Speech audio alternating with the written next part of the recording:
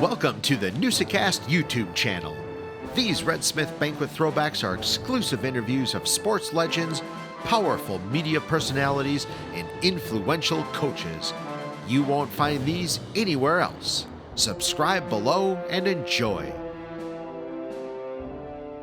Hey Newsa-Cast listeners, welcome to our throwback. This week we are going to throw it back to John Smoltz. We wanted to keep baseball flowing throughout this episode. And in 2012, John Smoltz came to Appleton with the Red Smith Sports Banquet, and he gave us a great interview. Opening weekend's coming up. Listen to John talk and hear his stories and hear his philosophies through youth and into Major League Baseball. Hope you enjoy the interview. He is here tonight to present the Shield's Nice Guy Award to John Smoltz. Vince?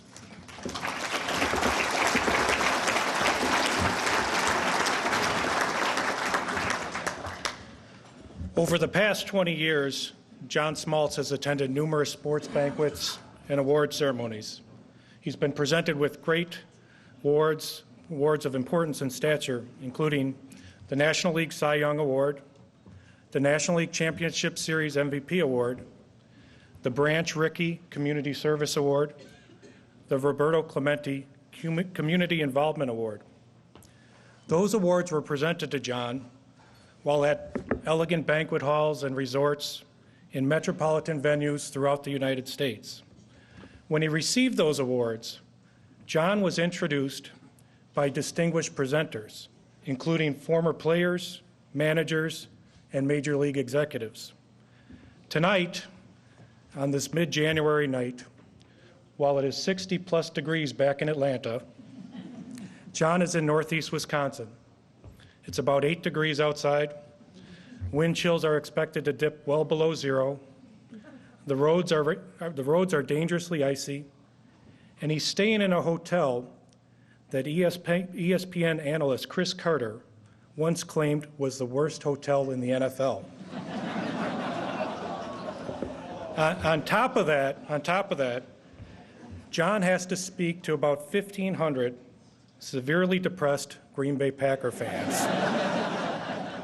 And even on top of that, John is being introduced tonight by basically some unknown guy who's overweight, and he's named Vinny. A guy who, for the past 15 years of the sports banquet, normally would be seen seated at table 213, surrounded by plastic buckets of empty beer bottles and stacks of empty cake plates. Now, John, are you feeling pretty important right now? John Smoltz is the only pitcher in Major League history to record 200 wins and 150 saves. He is expected to be a near lock for the Hall of Fame when first eligible in the year 2014. And if you think about it, the best the Red Smith Committee could do to come up with a presenter is Vinny, the fat guy from table 213. Do you know how far away table 213 is, John? If you plug it into MapQuest, it shows up about halfway between Kaukauna and Sheboygan. Now, apparently the Red Smith Committee did have some level of logic in picking a guy from table 213 to be your presenter. The story allegedly is that the committee wanted to get some younger blood involved in the banquet process, the preparation process, and younger blood up here at the head table. And the need for the youth movement with the Red Smith Committee was confirmed by me when I reviewed some of the nonprofit's corporate filings online and the minutes from their last board meeting. And you can check this out yourself online. The corporate filing for the nonprofit lists the average age of the board members of the Red Smith Committee as, and I quote, deceased.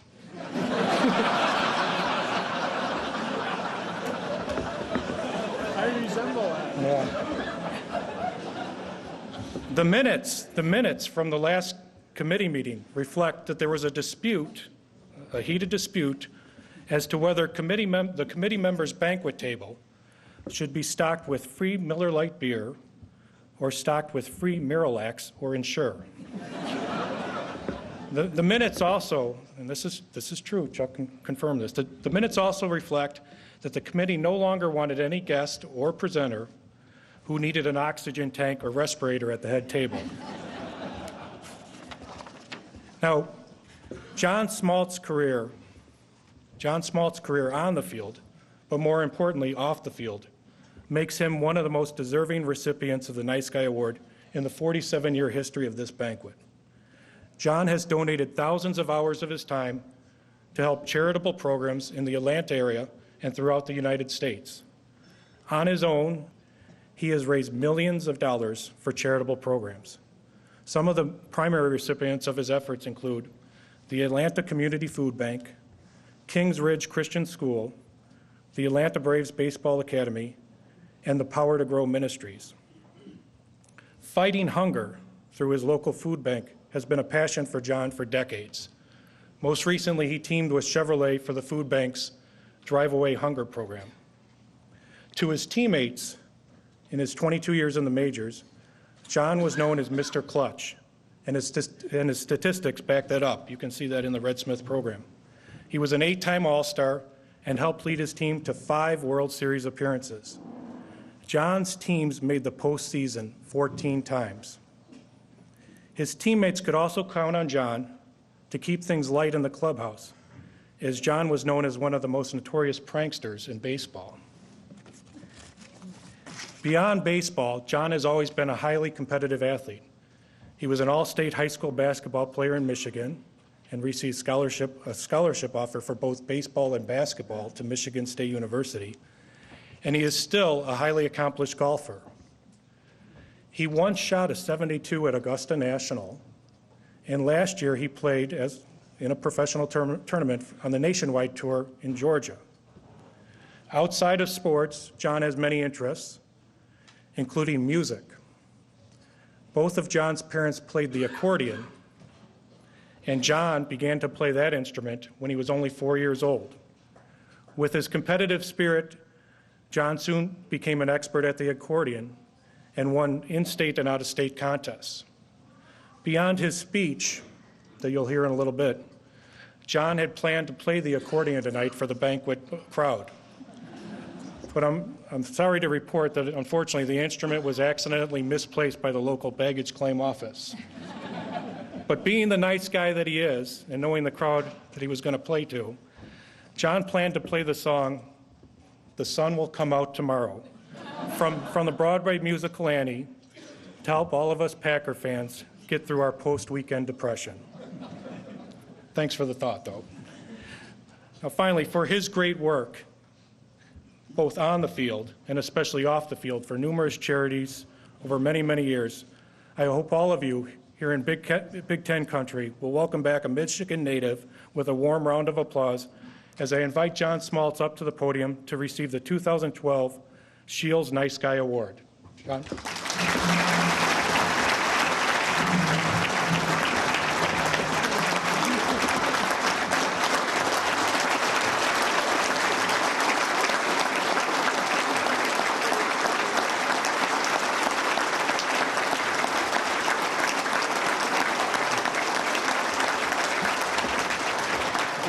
Thanks.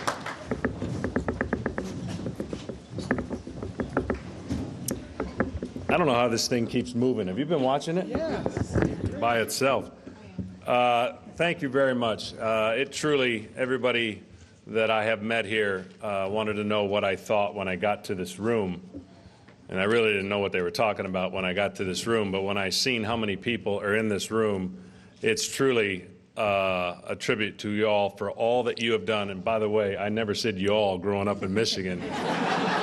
So I've been in Atlanta a little too long, but this is really an unbelievable banquet, and for all the work that you guys have done to not only recognize a lot of great student athletes, but for the history of this banquet. I am amazed, as Aman said, really excited to be here. I actually was in Madison yesterday, so this is 2 straight days in Wisconsin for me. And on the way up, I think it was 41 was one of the highways we took up here, and of course the weather wasn't really good.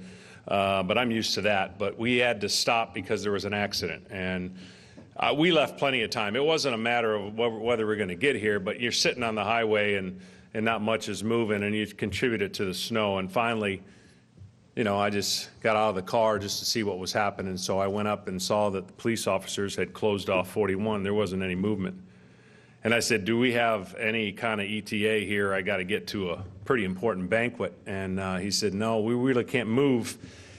We can't move any of the carcasses till we get an eyewitness report of what happened. I said, what are you talking about? He said, well, we had these two turtles had a head-on collision right here on 41.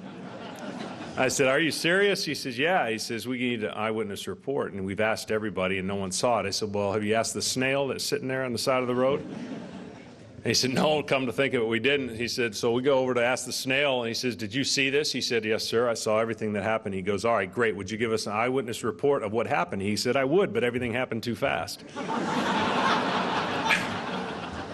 You said they wouldn't get that here in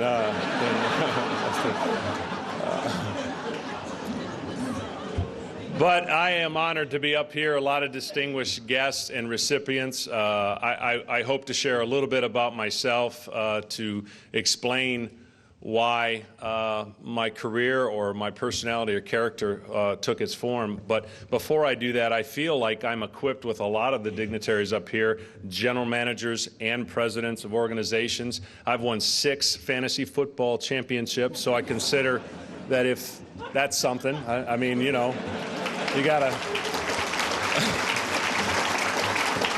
I do admire your work and what you have to do. It's a tough job. Not all of us athletes are well-behaved or easy to be around.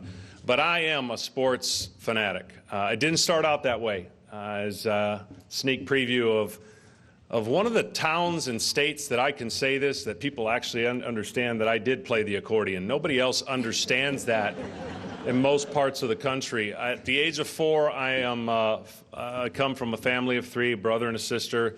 I'm the oldest. My parents are accordion players.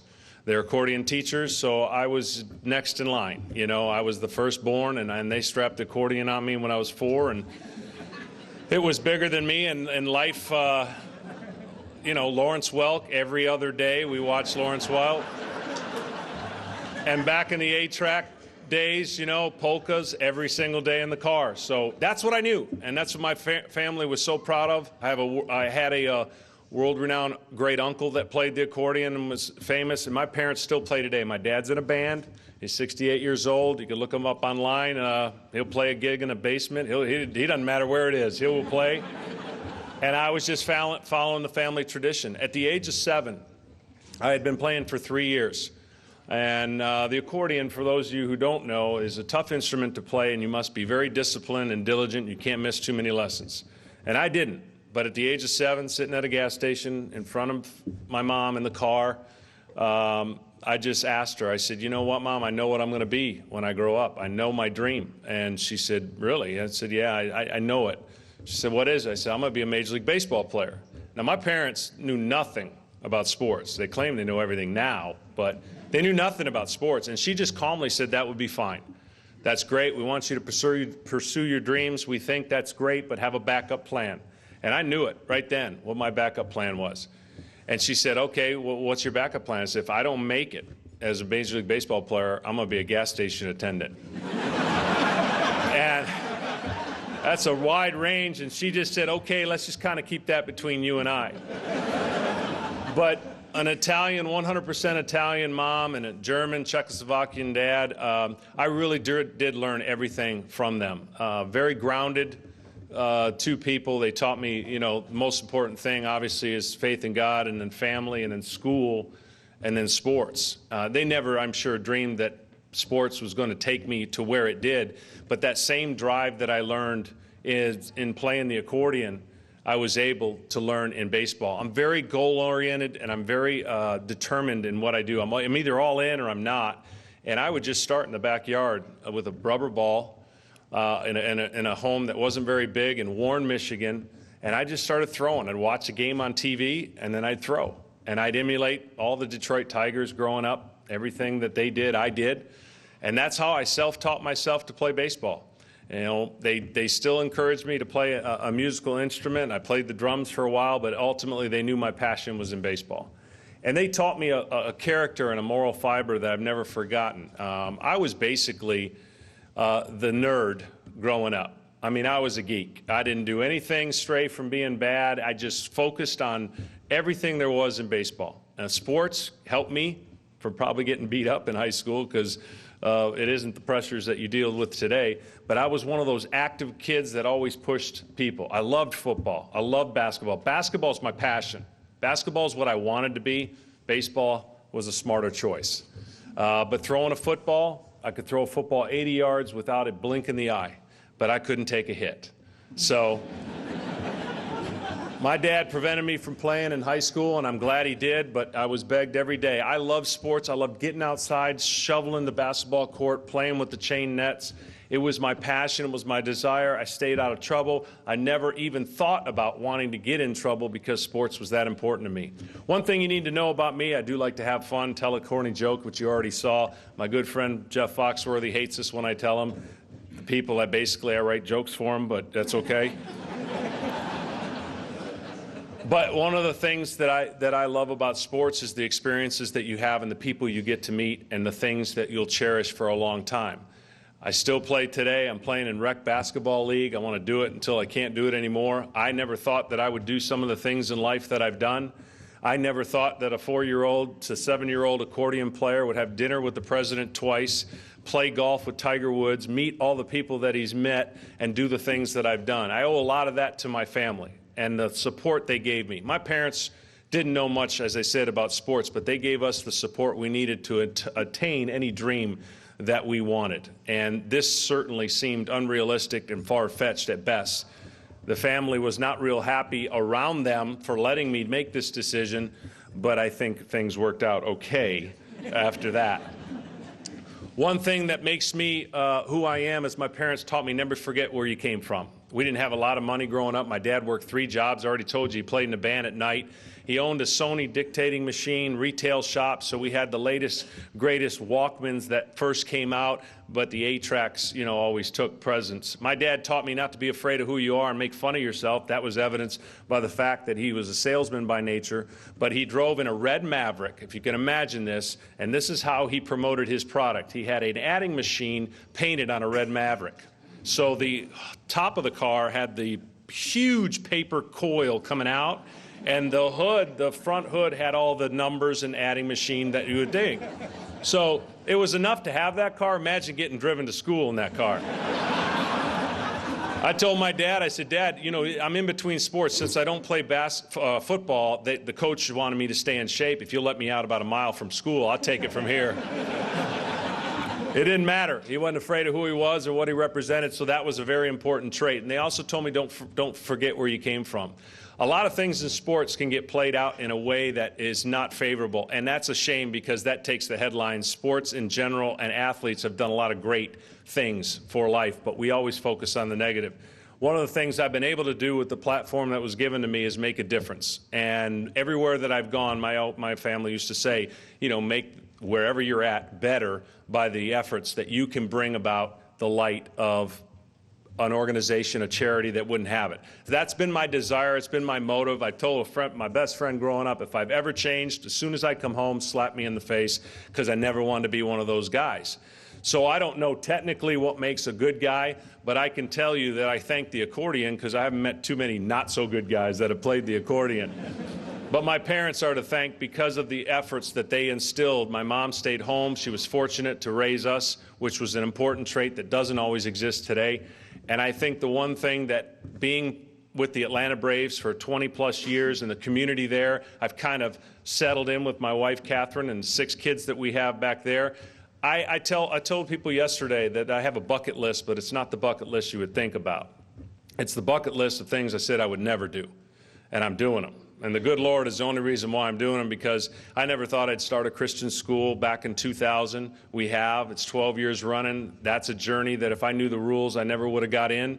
But it's a great journey. I never thought that I would be a broadcaster. Really didn't. That transition has been one where I wouldn't say it's smooth, but it's been fun, and I never thought I'd write a book, and I just finished a book. I never wanted to be one of those guys that wrote a book that had an autobiography on just saying, look at what he did.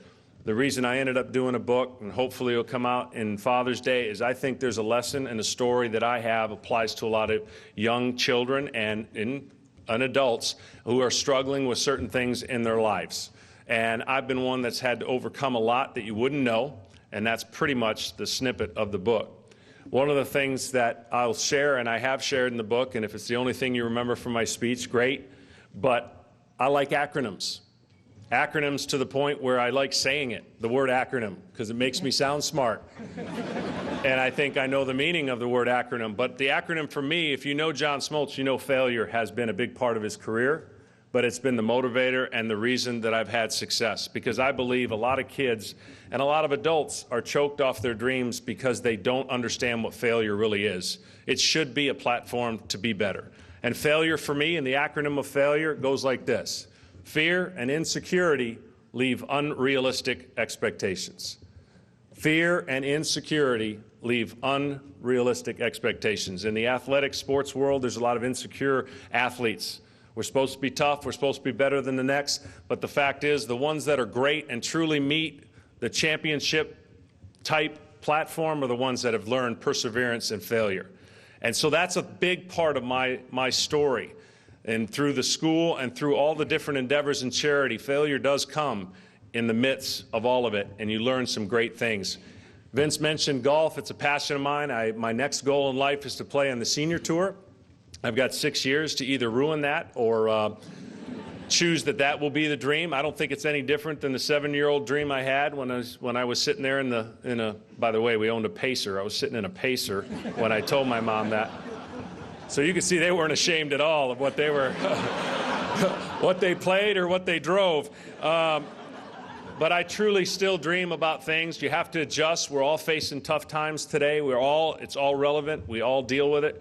And I think the part of my story that I hope plays out is that kids don't realize that it's just about talent, that it's just about fate, or it's just about being at the right place at the right time. There's a lot of things that you can determine. I'm honored to be with some of these great high school kids who have already achieved far greater things than I ever achieved, but I think the future is bright. I'm going to share one quick funny story with you because it's not who I am, but it's what I became in the sports world.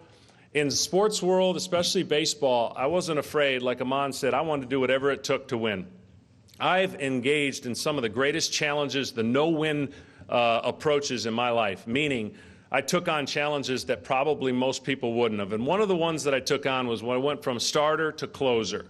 And I know it's just pitching. And by the way, having a pitching coach by the name of Chris Hook would probably scare the heck out of me. I could just see, go give him the hook. You know, I mean, that would be tough, but I'm sure he's good. I'm sure he's good. But I went from starting to closing, and that was a big challenge. I know it's just pitching, but it's a whole new job, really, and I had to learn on the task. But one of the things that comes along with it in this new age sports is you got to have a song.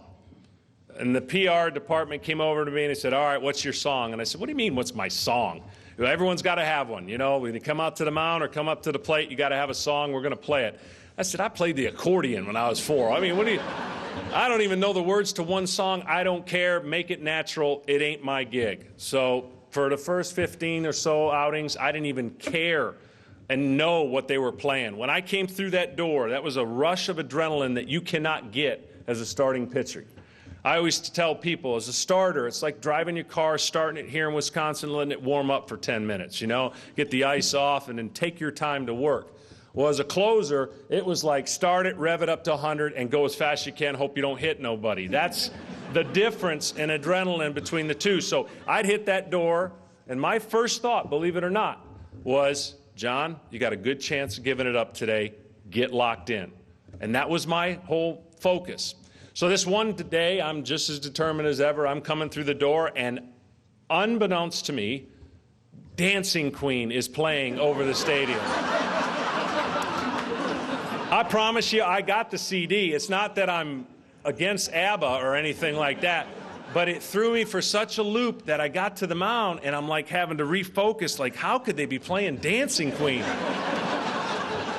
I luckily get through the game. We win the game. You know, I got the save, and the PR department comes down. They're frantically nervous. They're like, oh, my gosh, John, we are so sorry. We didn't know you were coming in the game. It won't happen again. I said, don't worry. I'm taking charge. I went to my bullpen guys, and I said, guys, I can't have this mistake again. You please put something together. Just don't embarrass me. Come up with a song. So they did. They said, you are not going to believe when you come out these doors what they're going to be playing. So I get ready, and again, that's not what I want to be thinking when I open the door. I get ready, and the place goes nuts. The scoreboard's got lightning and thunder on it, and AC/DC's playing Thunderstruck. And I'm telling you, that's not me. I had to put my glove over my mouth as I ran to the mound. I not only got so hooked on it, that I decided to play a little DJ, and I mixed in Star Wars theme song as I came out of the bullpen, AC/DC Thunderstruck when I hit the infield, and my life as a closer started and began right there. But for me, I love life. I love to the fullest, trying to make it a better day, trying to make somebody's opportunity even special by going to a hospital or seeing a young child. And it was all formed, I believe, as a youngster with a great home in a Midwest atmosphere. I know why I loved coming to Milwaukee so much, besides the great hidden golf courses that were here, because I'm one of the few people who understood roll out the barrel as they were playing at the stadium.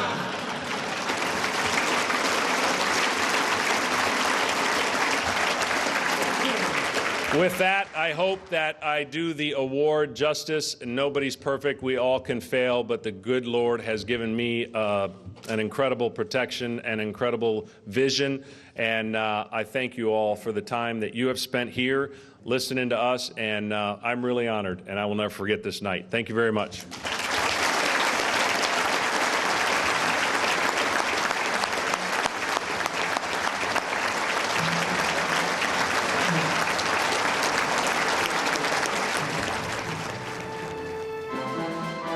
Please subscribe to this channel, give this video a thumbs up, and hit that notification bell so you get notified when we post another great episode or interview.